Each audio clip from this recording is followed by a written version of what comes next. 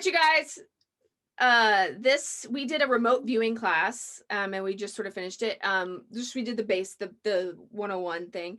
And we did it on Udemy with a program called Remote Viewing Basics, Turn Intuition into Super Psychic, a beginner's course for anyone who has not learned remote viewing.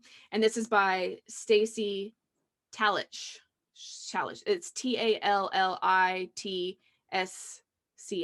I don't know how you say that, but anyway, Talich. I'd go with that. Yeah, He'll be in the notes. it'll be in the notes. So I'll put it in there. Okay, so let me get my notes out here. Like, what'd you think? Well, I really liked this course. I have to say, in the end, I liked it through and through. First of all, there was an introduction which gave a little history about remote viewing, which we don't need to like get too much into because he does a great job of talking about how the military uses it, how it got started, how different countries use it, and why it got defunded in the United States. But you and I both talked about, we were like, yeah, it got defunded. It got defunded publicly. Anyway, we think that this program is still happening because it seems like it was extremely successful. And in fact, one of the things that I really liked about that introduction was that China is teaching their children how to do this. So this is amazing because they're teaching their children to become psychic and super psychic and remote viewers, which is totally important. I think that that's something that we need to all be doing with our children and our generations. And I'd like to get my son started on it. So I feel like it's a future skill that we need to have. Yeah. Yeah, I mean, he talked about how like Project Stargate is what started this, and they have all these other projects like Project Sun Track and Dragon Absorb and right. It changed the name over like the go years. through all that stuff, which is like, whatever, cool. But yeah, so the government did it. He talks about how like I liked this one was cool. Minds are like parachutes; they only work when open. Yep. And then when you're remote viewing, you're not allowed to think in remote viewing. You're just allowed to perceive and record. And then anything in the universe can glean info of in any time. So I guess you can remote view the past or the future, and you can remote view like any location on the planet or off the planet, apparently. So, exactly. Okay, this is the thing I had a little bit hard time with the remote viewing is like they give you coordinates. They give you like 8 numbers, like they give you 4 numbers, and you just have to like have no distractions around you. You can't have any jewelry, no fans going, no pets running around. Like you have to be like in a very distractionless room. You put your pin on a paper and then and you just go. And I had a hard time, like I feel like I was needing an initial connection or like an initial start button or something. I felt like, what? Okay, I got the coordinates and I gotta go. Okay. So like that's where I was, but I was kind of scarily accurate, and then that made me depressed, and I'll explain why in a minute. But but a couple of other notes he goes into. He goes into the super psychic in China. There was another supplementary video all about like how what is consciousness and how we're all like what is time, all this stuff. We've talked about this kind of stuff. It's like that Men Who Stare at Goats by CIA talks about that. It gives a lot of history about remote viewing, which is cool and important, and I highly recommend you guys do it. It was like what, $15? Is that how much we paid for this? $15, yeah. It's all like 2.5 hours worth of content. Indigo really Swan is big in it. Like he was the father of remote viewing. Which he learned, Stacy learned directly from. Now I believe he learned directly from a dude named Ed Dames. Oh, okay, yes. Yeah, and Major Ed Dames like had this a home course that you could take, and I don't know if he said you could still take it or not. It was like VHSs that you got. And then he also talked about like there's this corporate profit, which I'm not sure if Stacy actually runs that or if the Major Dane does, but it's like some kind of way to like remote view for businesses and stuff. Yes. So that's where this gets also kind of weird. Yeah, One of the and main, he's apparently he does that a little bit more in his second course, in his advanced course. He talks more about that yeah, which business we should aspect. continue taking some of I these think so things. too. Yeah.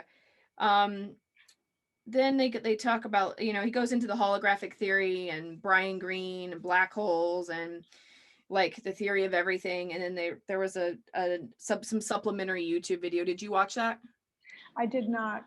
No, I don't remember watching that. That the first part of the content I did weeks ago. So I just did, but I don't remember doing that YouTube video now. Watching it. Yeah, it's pretty good. Apparently everyone has this ability. Everybody's able to do this. Oh It's yes, not about like it's basically not about thinking. It's just like how would you explain it? Just getting your first impressions like down, and then most right. important thing they have is like these AOLs, which is called your analytical overlay. So, and he Yes, was saying that even remote viewers have at least 4 or 5 of them, and you should have like 20. And that means like if you're told the coordinates, and it's like you have something very specific come up, like boy on a boat or like right. Coca-Cola or whatever, like that's an analytical overlay. Like you've put that there, and you Your write that on the brain, side. yeah. Well, this is like a left brain, right brain thing, but they're not coordinates really, because we probably were thinking in terms of coordinates like a location on a map, but they're target reference numbers. So anything could have a reference number. So what he did was choose pictures and gave it a target reference number, which is 8 digits, and that is related to that picture. And then, or is that picture, and then you have to write that down, and then you do a quick drawing, an ideogram of that, and that's the zip file of what that of that number, which is the target number, and then you start the process. But your right brain is just getting the data really quickly. Hmm. It's basically like your intuition, but not interpreted. It's the raw data.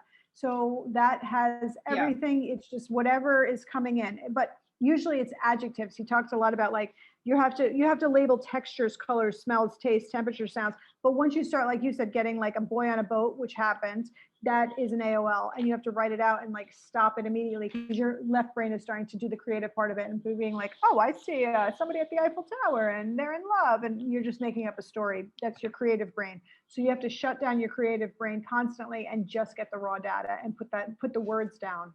And so like some of the notes I had taken about that is apparently there's 200 or 20 million bits of information a second that's taken into the 16 bits that we process within our brain. So Wow. whatever that means, that who knows if they actually know that, but like that's what he said. And then the matrix has you, it's like a remote viewing theory, but the right side of the brain is great at receiving info, and you have 3 seconds to get it down before the Yeah. left side of the brain interprets it.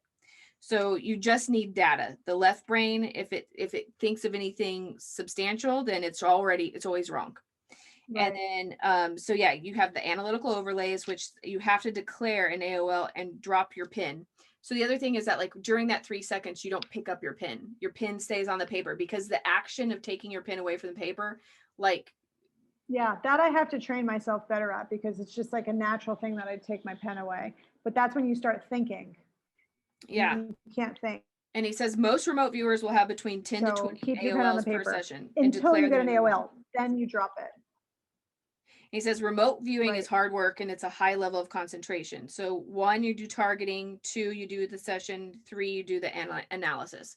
So the targeting is when you get the 8 numbers, and then the session is when you're actually like just computing the raw data, and then the three is an analysis of it, which I had a hard time kind of doing that.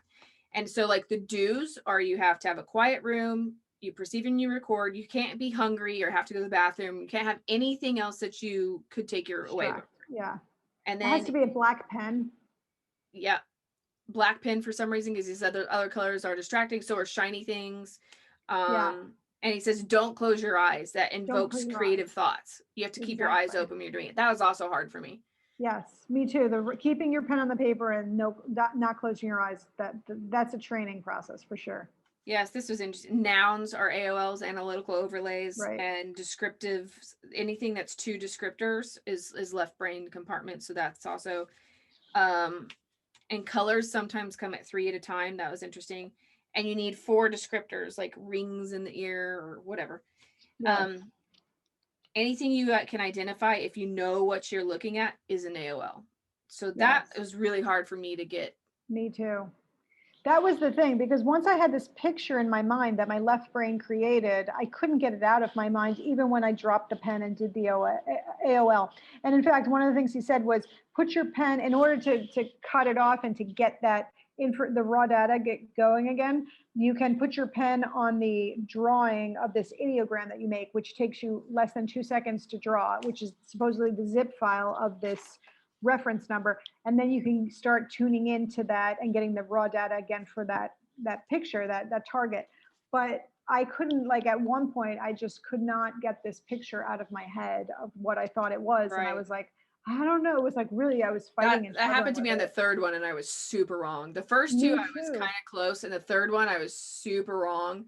Um, Yeah. because I had this entire scene, I just like knew what the picture was, and it wasn't that at all. But Right. um, Yeah, he said, if you know what it is, you're wrong. yeah, which is super hard to do. I mean, and it kind of makes you go like, what's the point of that then? Like, I don't know. But okay, the first one, like the first sample one, Yeah. I only did the first 3. So do you want to just talk about them? So this is going to be a spoiler alert because we're going to tell you what they are. So if you Yeah, actually I'm intend glad on you put taking the that. class, like don't listen to Right. this or Like, don't watch this. stop here.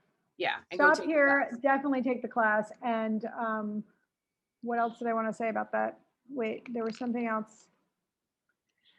And oh, the other thing that I liked about it, before we start talking about that, is he gave homework that you should do for a month afterwards. Yeah, So, because the question was like, well, what do you do now? Like, how do you do this on your own? And so you make your own reference number, and then he gives you a newspaper, and he said you're going to be drawing, like, you're doing the front page of the newspaper, like, for of the 30 following days. day. Yeah, like so you're Yeah, going to predict what's coming on the front end paper tomorrow. yeah, which is Which I super don't cool. even know I why want you to would do. need reference numbers for that. Like you could just like you don't even need reference. Like couldn't you just be like, okay, I'm focusing on tomorrow's newspaper and go. Like I don't know why the Yeah, numbers is so important. that's an interesting question. I wonder what he would have to say about that. I'm sure there's a reason. The other thing I liked about this is because, like, as creative minds or creative thinkers, we get into the whole creativity process of everything. But I like the fact that this is something that can be used in a very military style, like they're using it in the military, or they Yeah. have, and And it's no it's a special gift that science. It's, anybody it's yeah, yeah, it's it's more like like a science, not yeah, anything else. So that's, not yeah, yeah, not a woo it woo, helps. Not a even though it's woo kind of woo, woo woo, but yeah. right? But yeah, so stop here. So let's Okay, yeah, go stop backwards. here. Let's do it. Okay, so the first one, like oh that's the other thing is like you have like XAB. So like you have I just wrote this one. I didn't print anything out for the first one. I just did it on regular paper. Me But too. um so the coordinates were like 0993. Like who cares what the coordinates were? But anyway, I drew this for the first one, which was I saw water and then like something big and a little thing. And I Me that too. really that's kind of like do you have your drawing? None of the first one, because I have it in a different notebook. But And my yes, AOLs. Yeah, go get your notebook so you could see it. Or I can't find it. oh, okay, all I right. did this weeks ago. So But then we have like I remember thinking what I knew what it was, but the drawing was right, and and the descriptive words were I right. wrote blue in there in my little thing for some reason. And then I wrote duck like my AOLs were duck, grass, water groups. So like I knew those weren't right even though water was right. And then the reveal was an elephant in water with a man standing on top of the elephant. And what was weird is that like that's sort of like the way the picture actually looked. And like I had water here, a little thing there, and almost like I didn't know what it was, but like it could have been that's like very close to the shape of the elephant in a way. So I was kind of going like, oh, Yeah, that's like for me. And I even wrote right. blue and water, and I thought to myself like, I don't like Yeah. how close that was because I had no idea what I was doing. Um, and then so you did something similar. for the I first one? did something similar. My drawing was similar. I don't remember what my words were exactly, but there was definitely water in there. The location on the drawing was the same. It was like to the left side, and I knew there was something big too. I thought it was a picture of two lounge chairs in front of a pool, like in front of a pool, like and there was water, and then there was some like trees in the background. But it turns out that the lounge chair was really the guy and the elephant, Standing and on the elephant. the Yeah. water was right, and the location on the target on like the drawing was correct, Yeah. and the words were right. But again, I got stuck in this like scene that I had in my head that I couldn't get rid of. But I did feel like it was pretty close, even though the final thing was wrong. Yeah. Yeah. But Yeah. I mean, you're never supposed to have it completely correct, I guess, or Right. And then also, so the X's, you were talking about the X's in the bracket and the AB. So the X is yeah. the main So it's just target. like deciding what was the primary like thing that was like the first, second, and third most important thing. You're prioritizing what was like the most prominent Exactly. impression you had. Yeah, like which one stands out for you? The X was like the main target in the picture, in the site. So that's called the site, whatever the site is. Because what happens is when you tune in, let's say you're tuning in psychically, or like you're getting the data, you could be getting the data of a scene, but you're at the wrong location of a scene. So like let's say you're trying to find a hidden treasure somewhere, and you're like get a beach picture or whatever. Then like let's say you enter in and you're like north, but like you're in a completely different direction, or you're outside of a building when you need to be inside of the building because you're looking for a lost person or something like that. Anyway, you come into the scene and you don't really know what you're looking at, of course. So you have these different like XAB to show you like what the real target is, because like that's the site. Now what's the target in the site? And then you start have to like get it down closer and closer. Yeah. Pretty cool. Yeah. So then the second one, I did it on the piece of paper that Yeah. I printed the Me piece of too. paper. And then you also get a list of descriptor words to help you like identify some. Oh, I didn't print things. mine out though, but yeah, I so the second one yeah, like this was my initial like little drawing. See, it was like a line, three things, a circle thing. I didn't know, like that's like, and I wrote like that's what I had as my initial thing. I don't remember And then what it was. Oh my gosh. well, it ended up being a roller coaster. Oh, the roller coaster. Yeah. Yeah, but then what I thought was interesting, I wrote like rubber, green, fresh, oak warm. I said it was big and it was outside and there was wind. Like that, Right. yeah. And like and then like my AOLs were like good. a field, a rope, a ball, a people. And then when like then I had to do like the other sketch, and my other sketch looked like this when I did more detail. It was like that. But Oh. then the actual roller coaster scene looked closer to that, like when the Oh. reveal was like, so I was kind of going like, I mean, I got like the building that had like this kind of thing on the side, which was like there, and then I had some weird like curly, I don't know what the hell that thing I drew was, but that ended up being like kind of like a roller coaster, so that was pretty close for me, I thought. Yeah, that is. Yeah, my roller coaster came more up interestingly in the ideogram. Can you see like as Oh I look yeah, at yeah, it? you have a little twirl. Yeah, like it actually looked like the building in the background and the um yeah, and the loop. Well, anyway, the down part of the What were your like roller descriptor coaster. words? I was way off. That one I just felt like was really not good. I feel like I was rushed, and I have distinct like for colors, gray, gold, fluorescent blue, textures, dirty, gritty, velvet. Like I just felt like I was all over the place there.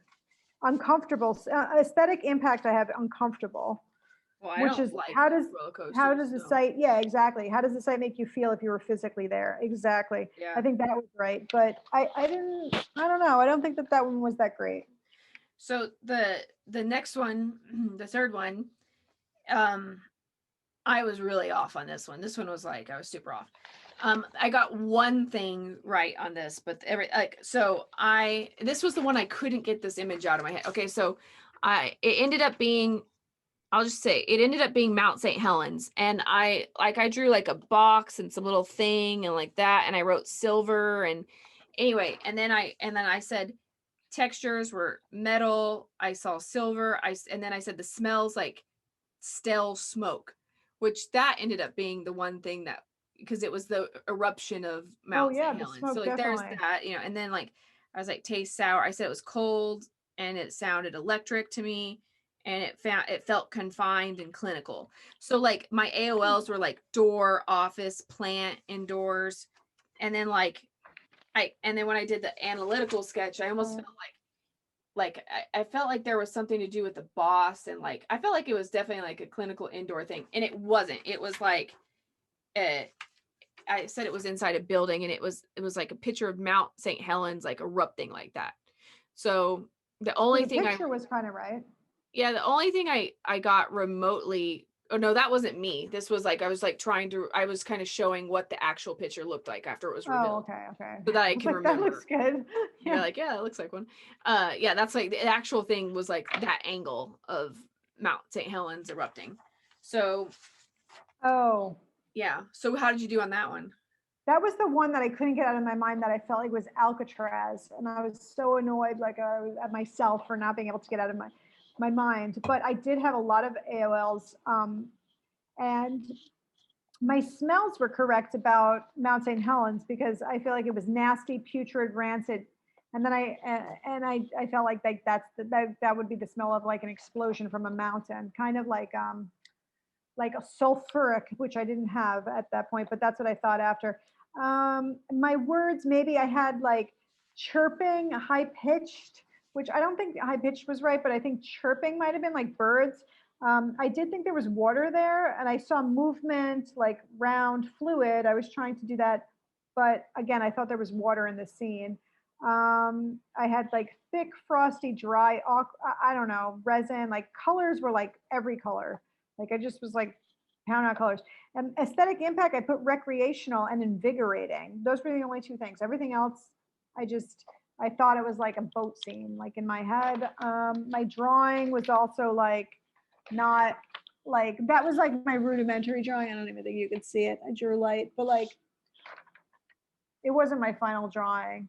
That was the stage 3 of the site. Oh, the freehand sketch. Maybe that, no, that was just the freehand I sketch. still feel like you did better on that one than me though. But yeah, Yeah. but I did that one right at 30. He said you can't do more than one every 30 minutes. Otherwise you're tainted from the one before. It's like you have Right. to give yourself a 30-minute break. And I did. I gave myself just a 30-minute break. And then, Mm. so I do feel like, okay, so the other, I did watch that other video, and it talks about the neuroplasticity and about how like we have empathy neurons and why we're so dependent on social validation, and that self-observing changes the way our brain works. And so like that's what this is. It's like in a way it's like self-observing somehow.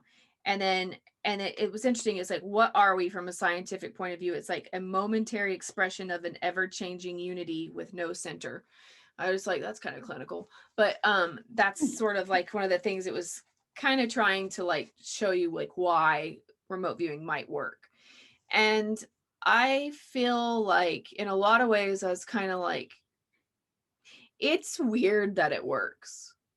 It Like, is what does weird. that mean that remote viewing works? What does that really mean? Well, I feel like we're able to tune into the, I mean, to me, it goes back to the Akashic record, I guess, because maybe that's like everything that's happening, although I guess it's different than that. What does it mean? I mean, I guess it means that we're not just a physical body picking up on our physical senses, that there's other senses if that we're just like antennas, and that if we're able to separate the left brain from the right, then we do have access to everything and Yeah. anything. Or it could mean that like, I've had this like visualization in my head a lot of like what consciousness would look like. And like let's say consciousness, and it's so weird that this is the visualization that comes up, but I basically picture if like consciousness is like the space void or everything that is in existence, like let's just draw this line. I feel like there's like this little apple, and like we're all like, sorry, this is like a head. Like we're all like, that's a really bad drawing, but like we're all got a piece of, and like imagine a bunch of people like we all have like a bite of the like we're like a tick biting a dog, and the dog is consciousness, and so we all have it within ourselves and we're sucking it out and we're using it, but so we don't have the entire dog in our mouths, that we can't have the entire consciousness in one person's body at a time, even though this is a really ugly visualization and stuff, but it's just sort of how I've been thinking about it. But I just feel like maybe there is some sort of these neuroconnectors that we can get other information, because we are connected to Absolutely. everything. That's right.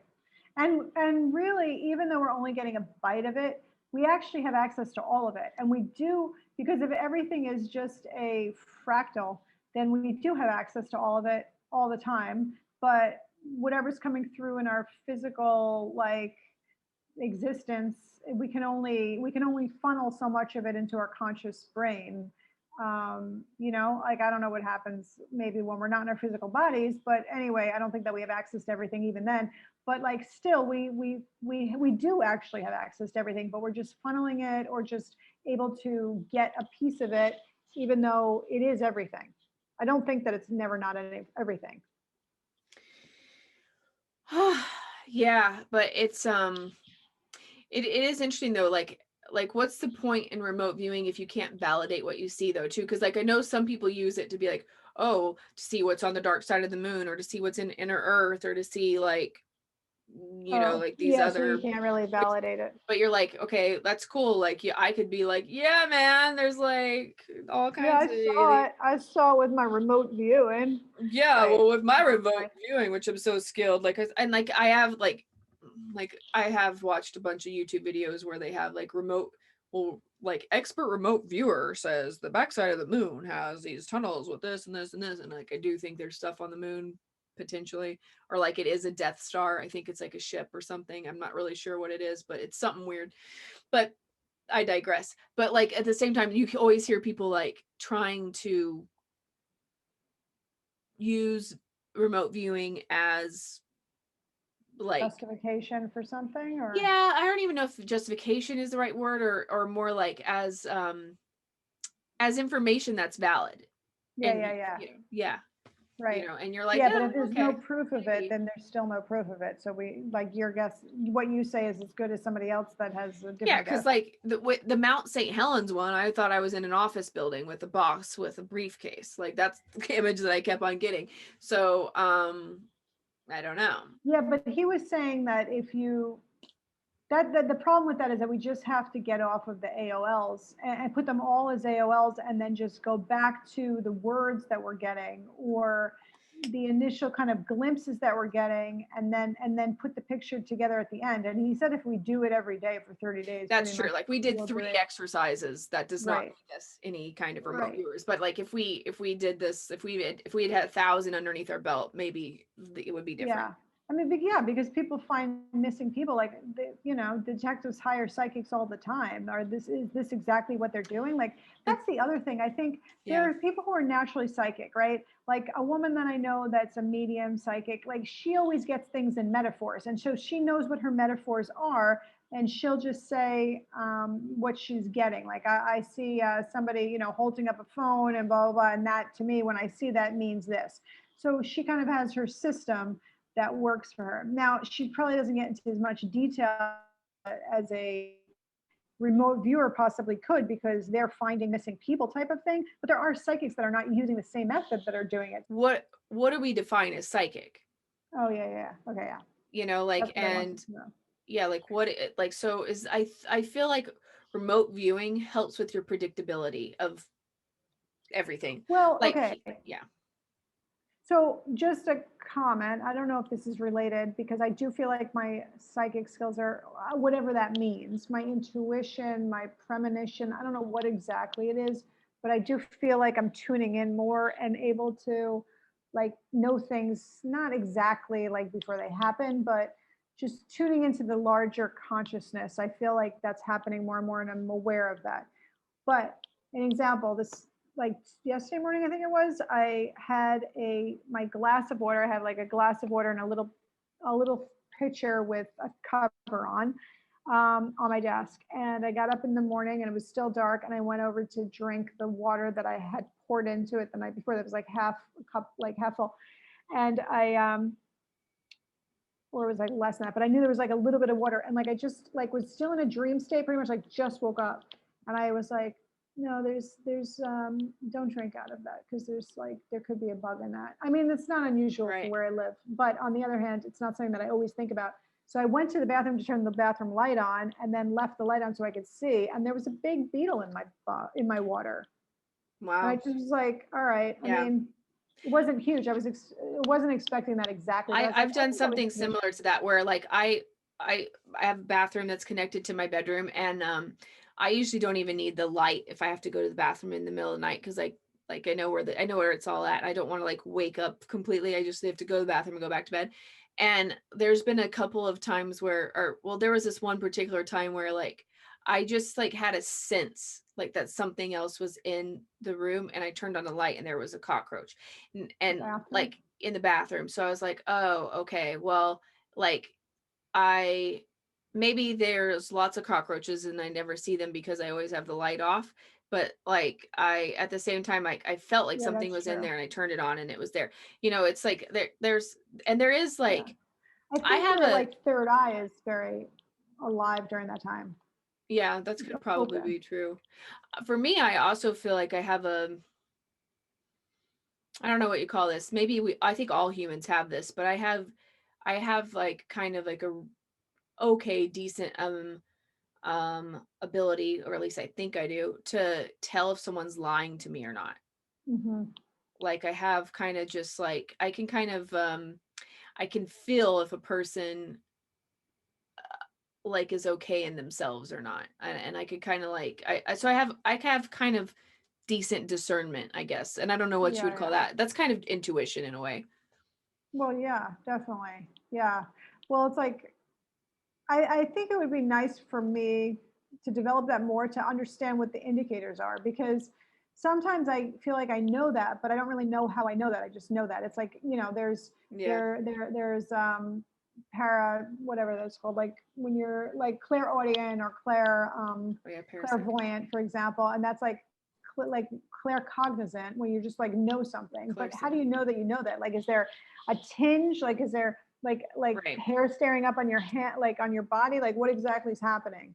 You know, so that you can be more attuned to it when it does happen. But like the thing about you with the cockroach and me with this bug is it was at nighttime or it was at a time when you were just waking up into like alert brain. So your alert brain was not fully active yet. And so you were still in this like in between sleeping mode and not fully awake.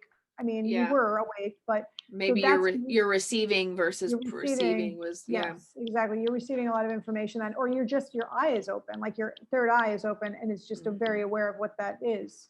Um, that's like that's what I think is kind of happening. What was the other thing like that? I don't remember. Something about the third eye and intuition. I don't know. I don't remember. Totally forgot I now. mean, I feel like the government could not have developed this. Like Indigo Swan could not. I mean, like I feel like they have to be using like some sort of ancient technology and then just rebranding it and calling it remote viewing and doing all that. Like, I don't know. Hmm. That's an interesting thought. Well, I wouldn't be surprised if it was like used, but in this, but on the other hand, we have it's such a system of like writing and with these adjective descriptors that Hmm. that's so like how ancient was it? I mean, not that people didn't have writing like Well, meaning at least meaning that like I'm I'm sure there was other people that knew that you only had 3 seconds of right brain before left brain came in, and like you know how to tap in and out of what's there versus what you're analytically overlaying versus what's right. perception versus I kind of feel like that had to have, I mean, that I don't know, I feel like that's taken from Yeah, you have to. Yeah, you would have to know that. You'd have to like. I think it just takes practice because if they're teaching their children, if Chinese are teaching their children how to do this, I think there was a book that he referenced called like Psychic Children from China or something like that. It was like yeah, or basically that was the super title. psychics from China or Super something. Psychics from China, Of exactly. China. Um, Yeah, like that. Yeah. So it's just like they're just learning that. Like it's a skill that can be taught. So okay, great. Then there it is. Okay. Um, Yeah, and I maybe actually I'm kind of finding that with all psychic stuff is it's like it's it I think that like there's so much stuff that's happening right now with channelers and right. um people tapping Like into the their higher selves, their downloaders. inner Yeah. selves, or they're getting downloads, or they're getting like the healing abilities, or able to channel energies, or like all this stuff that they're doing. And I'm kind of going like, is it just because we're getting more comfortable with all this and we're talking about it, or is like, are we really having some sort of slow awakening, or is our DNA? I mean, like, I don't know, I think our DNA is being, I think our DNA upgraded. is being activated, our crystalline DNA. That's what I really think, because we're getting back those skills that we had. They were kind of lost or at least latent, and now they're just being reactivated. That's what Yeah, I think. Because of the timing of the world, maybe it's the stars, the planets, whatever it is. It's just that's where we are at. And also the mass consciousness. So if you think about yeah, like the 100th whole, monkey. yeah, but also like there's the Mayan pyramid. I don't remember exactly. I don't remember if it was in it's not Chichen Itza, maybe Palenque. I don't remember exactly. But anyway, there's the multiple levels of this pyramid, and the bottom one that took millions of years, billions of years. Okay, there was the first, let's say the beginning of history as we know it, the beginning of this universe, and then however long the dinosaurs lasted. Okay, but let's say that period was an extremely long time, because Yeah, like the next period, then let's say went through, eventually there was like technologies and the agricultural period and like all these things that happened. All of the data, like everything was compiled from before that, so that they didn't have to learn anything from before that. They already yeah, had that information. It was already there. So that is what 2012 was about. Like we're at the top of that, which is the galactic, by the way. That's the galactic one. So before that was the technological one. And now we're at the galactic. And that's exactly where we're heading right now. So we don't have to go through all of those things in history. We right. have So access built to it. upon giants, like, or Exactly. yeah. So then, like, we can, yeah, that's So cool. there's, yeah. Anyway, there's no time lapse of it. The other, the, oh, this, everything that we've been talking about, I've been thinking about like in the back of my mind of the video with the interview of that doctor, I guess, who was sharing information about different studies at West Point and technology and war and medicine. And basically it's about like different technologies and where we're at like right now. Right, and how you can literally, but see, for me, that just makes that video just really like That depressed me, it, because I just feel like Blade Runner. I feel like we really are some sort of like AI programs, if our DNA can be programmed. Like, well, I was wondering, DNA can definitely be programmed. We've already established yeah, that. It's like can hold memory. it has an Yeah. old, yeah, and also it's just like a quartz crystal, right? So if we have this crystal idea, yeah, I don't know. I think all of that's pretty intense. It's like mind blowing, and I feel like it's definitely science fiction. The fact that they can now erase and rewrite his memories. Erasing memories is one thing, but they're saying that they could actually put another person's memory into somebody else. They could put false Yeah. memories, which I think they could do with hypnotism anyway. Like they've been doing that for a long time, right? Like, as you think, like all of a sudden, like you're afraid of chickens and you're on a stage and everyone's laughing at you because you're afraid of chickens. So like that is Yeah. psychology, and that has been around for a long time, but they're doing it now.